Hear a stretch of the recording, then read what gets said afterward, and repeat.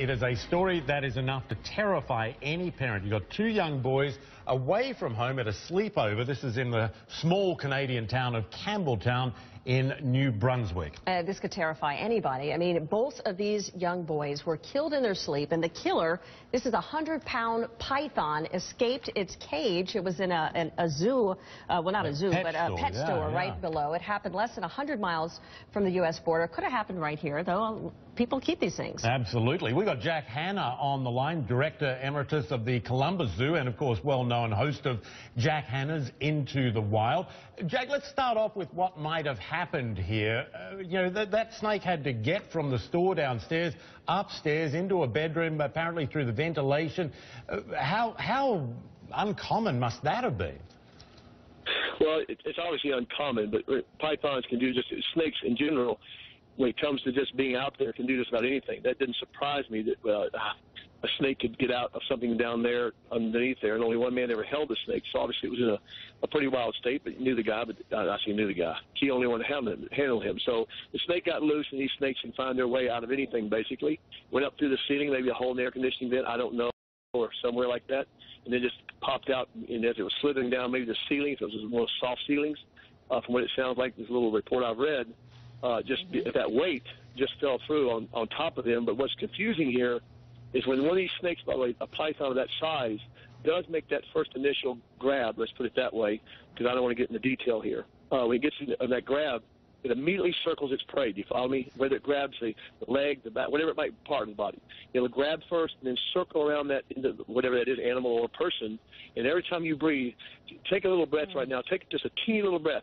That means a millisecond breath. Take that, and that snake's body will constrict immediately. So let's say you stop.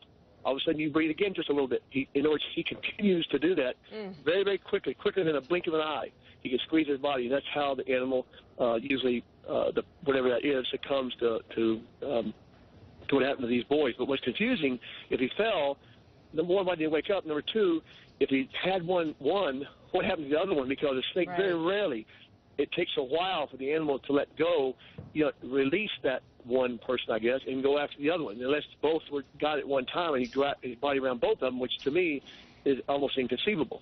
And Jack, explain this to us. Why would it be that somebody would have this kind of a large snake, even if it's in a pet shop, they were going to sell it to somebody? I mean, that seems really unbelievable to a lot of us, that this kind of snake would be something that someone would own. Yeah, here's the thing. I don't know myself if it was for sale. Some pet shops, some people that have these reptiles have them there to either breed or have them there for show and don't sell them. I don't know. I couldn't say if he was or wasn't selling the animal. The thing is, people are fascinated by snakes. That's number one. Number two, snakes do have a bad rap. Snakes are a living creature like any other animal. However, I repeat, a lot of people that get snakes for the youngsters are little ones, 3- and 4-foot pythons. And by the way, in the state of Ohio, we have pretty strict rules, the real strict rules, if you have a python. Other reptiles, they're much different, don't grow as big, that's different. But, when a snake gets this size, it's just become, as you well know, that people get tired of it. Maybe it gets older, it gets bigger. And as that happens, what happens to you, think like in Florida, these warmer snakes or states, they put the snake out there. Oh, this little snake will be okay. Well, look at the Everglades right now. They're consumed. It could be 10,000, 100,000. They don't even know how many are in the Everglades. It's not a matter that they're going to go out and get people, by the way. Yes, this was an incredible incident up there. But I'm just saying the Everglades situation, it's the ecosystem, the environment, these snakes could wreck. So obviously there's going to be, there already is. Ohio, because of a terrible thing that happened 2 years ago that I was involved with, passed some very stringent laws that were fair to everybody, especially the safety of mankind in Ohio.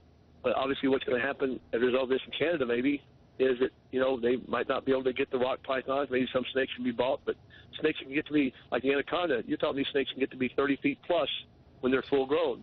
That's anybody can go down. All right, Jack Hanna, thank you so much. And, Michael, there's still so many unanswered questions about this because he's absolutely right. How did it happen? And then two kids. That's the other thing. That must be unusual. What a horrible story.